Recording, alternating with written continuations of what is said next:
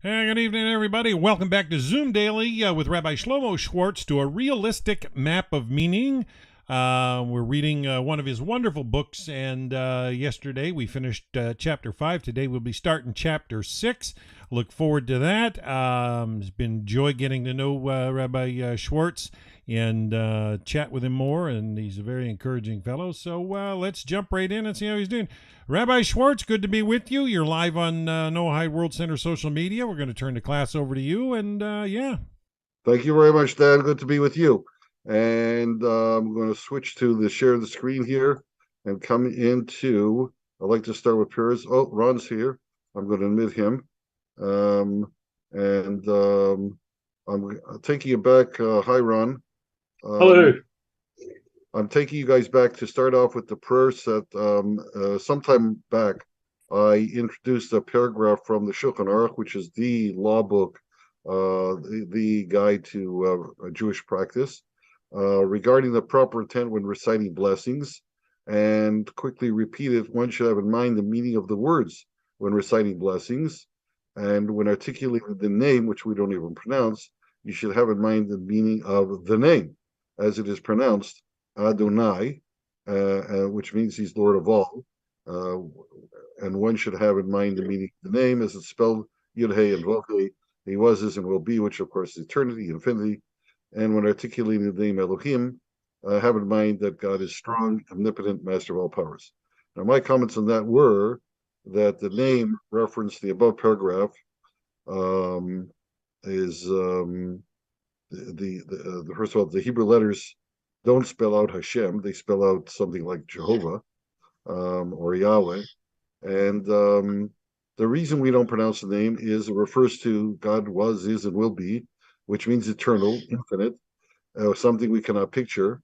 And to remind ourselves of this unfathomable quality, you can't even imagine it. So we don't even pronounce the letters.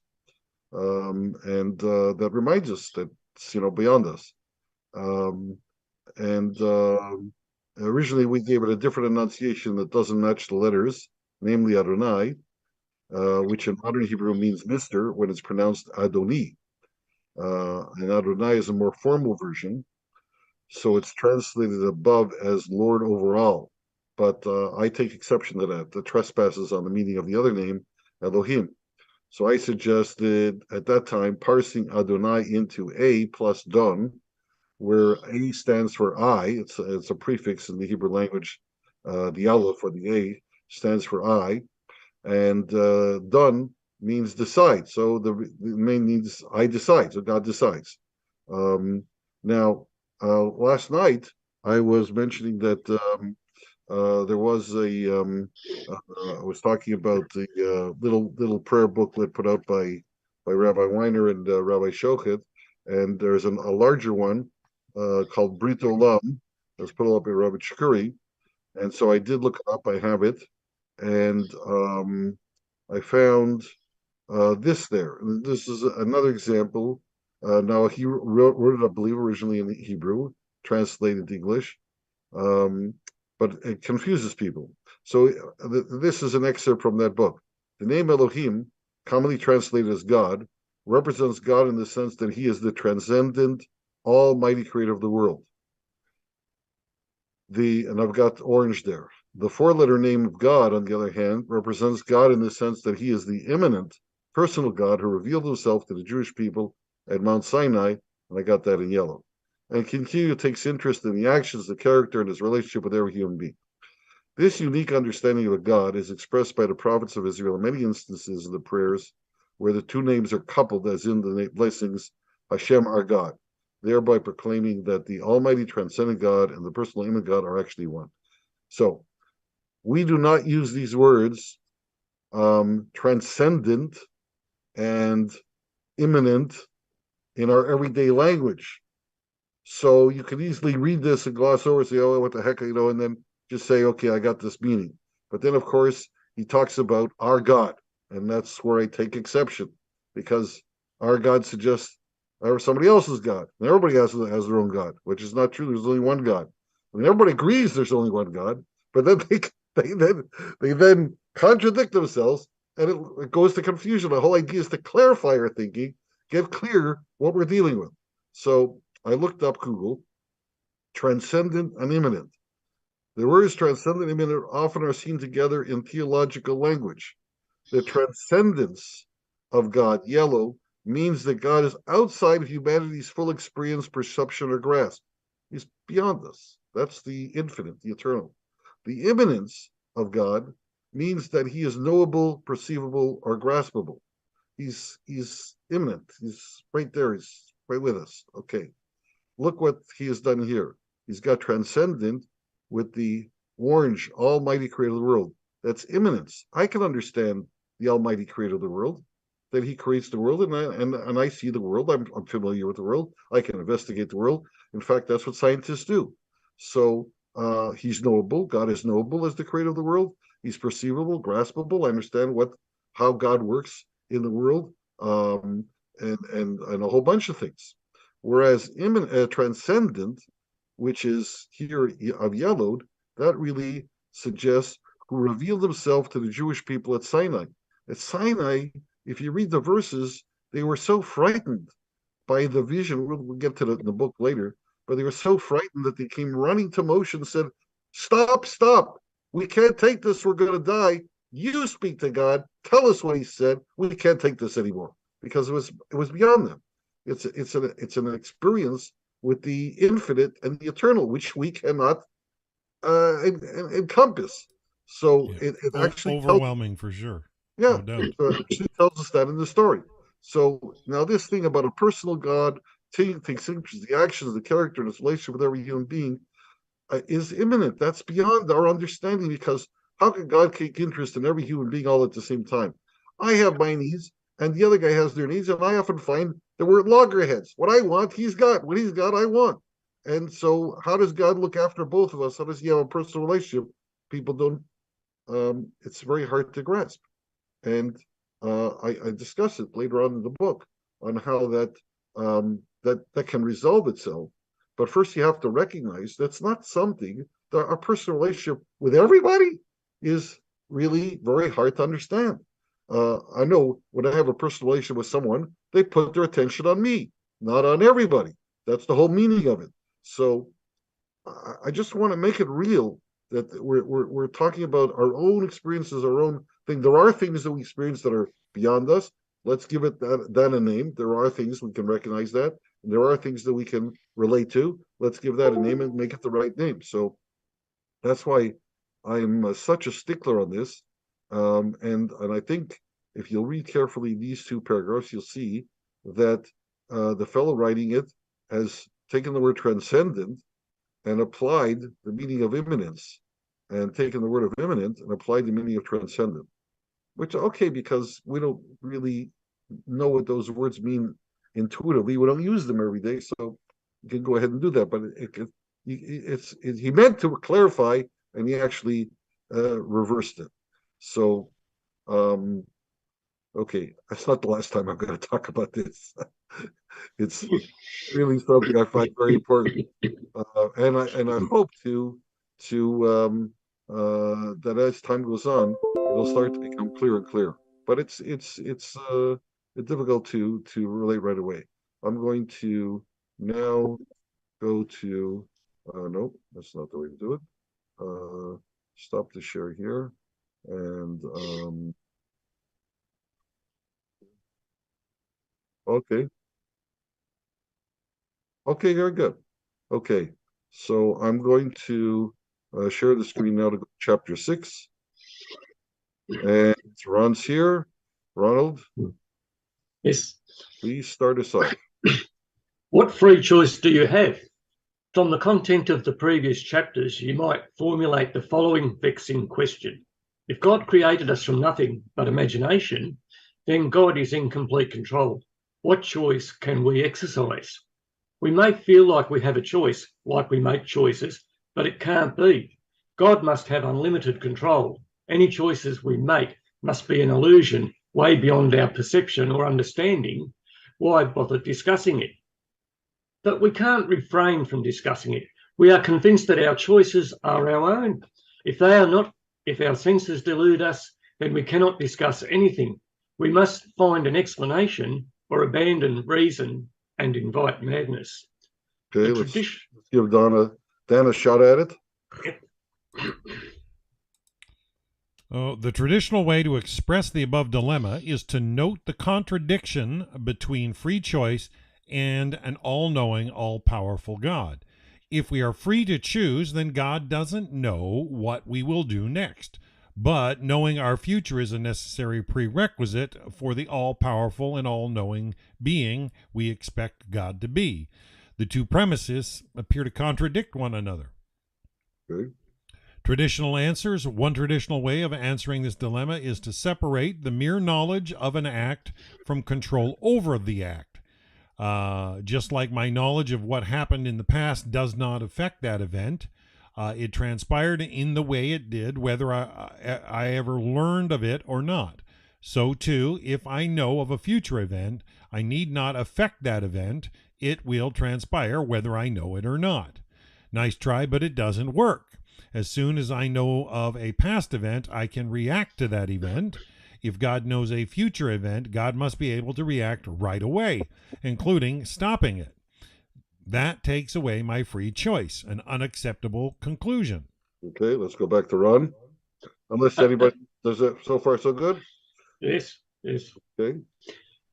Another approach to solve this quandary is to say that God exists outside of time. God doesn't control our choices, but happens to know them because God lives outside of time. I am not even sure that this is a nice try. Outside of time is a catchy phrase, but as a concept, it can hardly be imagined, much less explained. There are many things I don't understand, and no one else does either. How could people worship idols? How could people vote for such a terrible candidate? And so on. I can live with the mystery. However, I cannot live with the something that contradicts logic, because creation runs by logic. God, which is to say reality, must always abide by logic. It is logical to maintain both of the following statements. You are free to choose either A or B because I exercise no control over your choice. I know with certainty which you will choose, and I cannot be wrong. Outside of time, it's subterfuge, not an answer. I finally found a logical answer to this ancient dilemma in the modern world of computers. Okay, so I represented the standard answers, I think, properly. Okay, now I'm going to show you one that nobody talks about, but let's see how it works. Go ahead, Dan. All right. Two AIs unveil how God thinks. Checkers is a game played on the same board as chess, but with simpler pieces and rules. Let me introduce you to two artificial intelligent computer programs that were designed to play this game. Their names are Blondie24 and Chinook. Blondie24 was first introduced in 1999 and showcased a model of evolution as follows. The program included basic instructions and strategies for playing checkers, plus the ability to clone itself with some random variations. After creating its clone, the original and its slightly different clone would play against each other. Whichever version lost the game would self-destruct, and the victorious version would repeat the entire process, cloning itself with some random variations and playing against the new clone. Given the rapid speed at which machines compute, it was possible to clone through many, many generations in short order. The victorious version kept getting better over the generations. Eventually, a version became so adept at playing checkers that it was able to defeat people with a master level of skill. Now, Blondie24 learned the way we learned, by trial and error. The more times we try, the better we become. Okay. Chinook. So that actually happened. So that was a finding. That was Blondie24. Let's go to Ron. Chinook was first introduced in 2007. Its brains were a database of all the possible moves in a checkers game. That number is so huge, 5 times 10 to the power of 20, that it took years for many computers working 24/7 to compile all those moves. Nevertheless, the number is infinite. The list comes to an end. It's finite. It's finite. The list comes to an end. When Chinook plays, For every move its opponent makes, Chinook selects from the entire population of the possible future moves the one move most likely to lead to a win. Chinook does not know which moves its opponent will choose in the future. It doesn't have to. Instead, it looks at all possible futures and selects the best move, and one that most often begins a sequence of future moves leading to a win. Instead of a chance, it takes a thoughtful aim. Chinook doesn't know the exact future, but it knows all possible futures. Okay, go ahead. While Blondie 24 is a model of how people think, Chinook may be a model of how God thinks, so to speak. God being first created all possible futures, having created them, God knows them. To govern the world, to retain control, God does not need to know what any particular person will choose. God only needs to know all the choices available in the future and what moves to make in reply. God will always win that way. Okay, that makes sense? Yeah, very much. Okay, so back to them. All right. Robbie Jones was trying to get into the meeting, but he used yesterday's link. Oh, okay. So I had to let him know. All God's personal interest. It was sent out by email. Check your email for the new link. It was sent out tonight. Okay. This model of God's knowledge removes the contradiction between God's foreknowledge and free will. But for me, the model does much more than that. It provides me with a personal relationship with God. Before the model, my free choice was immaterial to God, since my choices were already known. Whatever reactions from God they demanded were already set in place. That equated God with a pre-programmed robot. True, my awareness of those reactions was missing, and admittedly, it is interesting to see how my life unfolds, but not interesting enough to keep me passionate about it. I was passionate in my younger days when I did not yet have the experience of that is the way it goes. But now I have such experience, and it dulls my passion for life. That is the way it goes is a tired refrain common to seniors.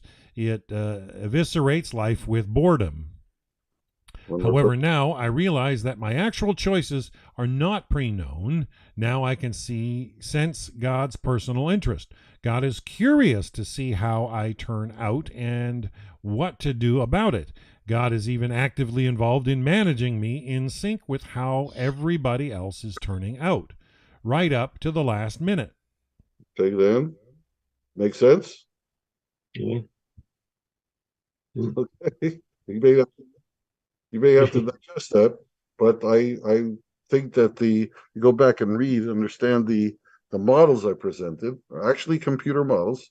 So the Blondie 24 that learns by doing, that's the way we do it.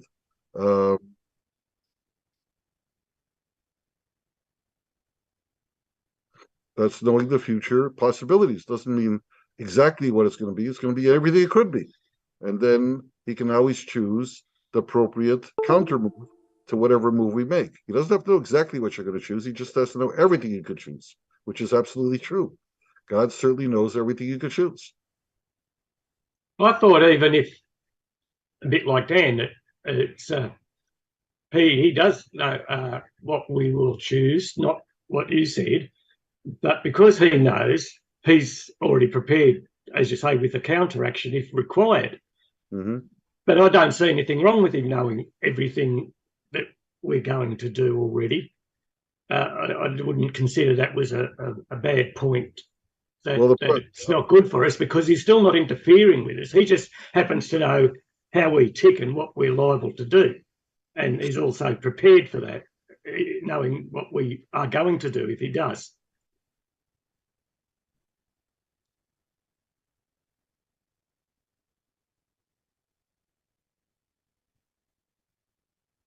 Yes, no, nothing more than that. I can do what I want. I can do whatever I want. I'm free to choose the way I normally understand it. I don't have to have any sophisticated understanding at all. But God already knows everything I could choose. So whatever it is that I do choose, God will know how to react to get me where he wants me to go. So, which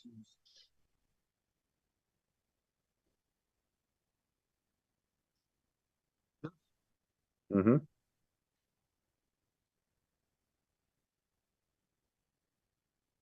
No, no, it's not because I'm saying it's inconsistent with people have traditionally understood it. But I'm suggesting that by knowing all possible future, well, actually, I even amend that a little bit. But I'm saying that let's be logical. So so let's say God really doesn't know what's going to happen, but He doesn't lose any control. What's wrong with that? Is it? I mean, that was just because Scripture says the way I understood Scripture is to say something otherwise, but it still makes sense. So why reject it?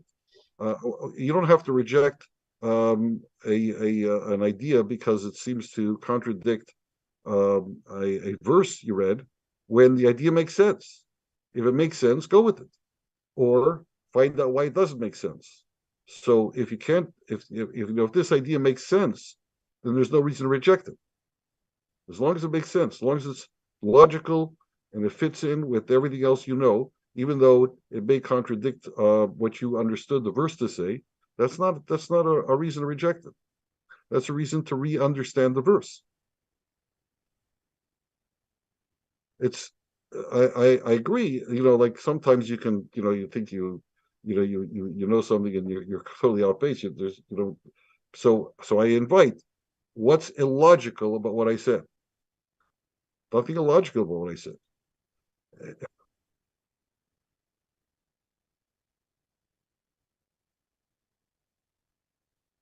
Well, the world's changing all the time, and if God's imagining the world in God's imagination changing all the time, isn't that so?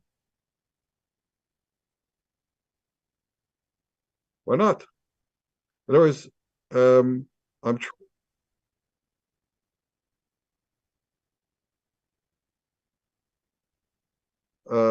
he hasn't changed his nature, his character, but his knowledge has changed because there's more to know now. If I'm imagining a story and then I add a new character to the story, so now I'm still in control, but I'm no more. I've greater awareness of my story because I've enlarged it. So isn't that true of everything God's creating? It's part.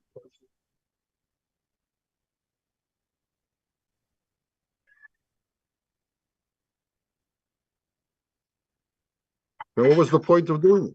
What's the point of him of who's he telling the story over to himself? Um, there's no point to the story. There's no point. God loves to create. Create means something new, and God creates all the time. Something new means there's no precursor. There's a new element here. It makes sense because that's what we like to do. It's the very nature of creation is that you have to introduce new elements, but God never loses control.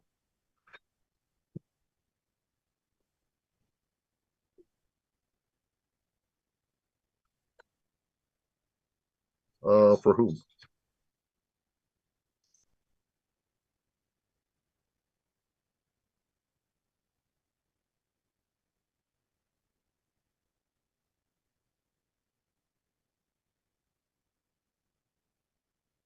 No, because he's he's on top of you every second. He's imagining you up. Don't forget, you're only there because God's imagining you. If God would stop imagining you, you disappear. The whole world is only a figment of God's imagination. He created you out of his mind. He doesn't have a body, he doesn't have raw energy. There's no tools that he used to make everything up. So we are a figment. That's how he started. We are a figment of God's imagination. Follow that through. That everything it's only there because he's imagining it, but he's allowing it the freedom to go this way or that way, and then and he retains control, but he's interested to see where it goes. The two work together. That is in the nature of creation. Otherwise, it's not creation. It's running a video that's been run 1,000 times before. It's the same old movie. What it's a test it out. It's a I mean it's a robust idea that's different from what people are used to discussing. So I invite you to check it out, push it out. But don't reject anything simply because it's different from what you heard before. It's it gives you a whole new grasp of God and your life and your choices and your future and your potential. It's a whole new grasp of it.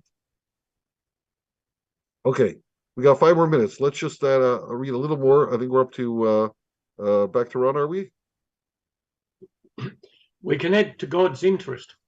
According to the concept that I introduced earlier of quantum mechanical twists and turns in the story we create, we may even be able to introduce new choices that were not pre-known and not preconceived. In this scenario, we act as God's subconscious. We create a new choice to add to existence. We create it out of whatever powers God has delegated to us. It didn't exist before. God had never directly, consciously thought of it. We did. In support of this line of thought of acting as God's subconscious, I offer the following insight. Genesis 1:27 introduces the first human as being Zelium, Elohim, Right. the image of the Lord, where the Hebrew word for image is built on the word for shadow. So the shadow image of the Lord. The people living before Sigmund Freud wouldn't have been the best way to express the idea of a subconscious, especially the idea that we are acting as God's subconscious. So let me just jump in here. I mean, think about it. Before, I mean, we're so familiar with the idea of subconscious because we grew up with it. It's part of our lexicon. But before Freud did that idea, how would you express that to somebody unfamiliar with the whole basis of psychiatry? The shadow of the Lord, the shadow image of the Lord, is a very good description of a subconscious, I think. Try one more paragraph, Ron. It would work like this. As we bring our new idea to the fore, to God's consciousness, God must then consider whether the appropriate countermoves can be added. That assures a winning game. If they can be, then our newly created choice is allowed and we have added to the universe. We can begin exploring this new universe by exercising our choice. No wonder God's design includes an expanding universe. It is not only the original energy of the Big Bang expanding it, but it is also expanding to accommodate our creative thoughts. Okay, yeah, and I'll leave you with that thought too, because you can dwell on that too. In other words, these are the reasons I've introduced the Big Bang explosion and the discussion earlier about between the scientists and the religious authorities. Is it all was crescending to this, that there is the idea of creation is something new, and by its very definition, there's nothing nothing controlling what it is, because if it was controlled when it starts, it wouldn't be created anew. It would be a product of some earlier thing. So the very concept of creation is something totally new. We do this all the time. We create new ideas. We're not even sure where they come from. We're sure we don't know where they come from. But as soon as they come into our mind, as I said before, I quoted a scientist, I get new ideas all the time, but then I discard them because I see that they're going to harm previous ideas that I had, not going to fit in, so I discard them. But every now and then, I get a good one that fits in and gives me a whole new insight. So I bring it into everything else that I know, and that's really the whole process of discovering new ideas, new paradigms, new concepts, new songs, new art, new whatever you have. Is you get an idea and then you fit it in to what's pre-existing, and now you've got something better than you had before. You need the two together. You need the idea of creation, and you need the idea of order. Elohim is the order. The creation was the Big Bang came originally from the infinite. That creates the infinite. That new thoughts can come in. That is the infinite. It's expanding. It's got new thoughts that keeps it going. Okay, So we'll try to finish off the chapter tomorrow, or we'll get dwell on it. Please don't be afraid to ask questions. Don't be afraid to yell at me. But Yeah, no, I'm used to thinking that God Almighty knows all about all, including each and every variable of all existence over all time, all at once and forever. And but it made no sense, because now I should tell you that the Rambam himself says that there is an answer. He can't. He says, "I'm not going to put it down." He didn't say. He didn't say he can't answer it. He says there is an answer. But I figure if he knew this answer, he certainly couldn't describe it to his readers in the Middle Ages, because they would never heard of a computer, never heard of 10 to the 20th power, wouldn't be able to grasp the largeness of the numbers and so on. So he didn't have the language to speak to them about it. I think his mind could have encompassed the idea, but he wouldn't be able to describe it to them. But this is an answer to this age-old question: how can we have free choice when God knows what we're going to choose? And the answer is, God knows everything you can choose, not exactly what you're going to choose. You don't have to know exactly what you're going to choose. I thought the rabbi taught that all is foreknown, yet free will is given, and there's a distinction between foreknowledge and predestination for sure. I mean, I'm seeking to explain that in normal, everyday terms. It works.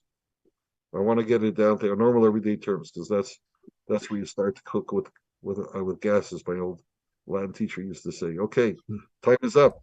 All right, so that's our Zoom Daily for today with Rabbi Shlomo Schwartz, and we're aiming to be back tomorrow at the same time to continue with Chapter 6, so look for us from there. Feel free to share this on social media. Make sure you like the video on YouTube.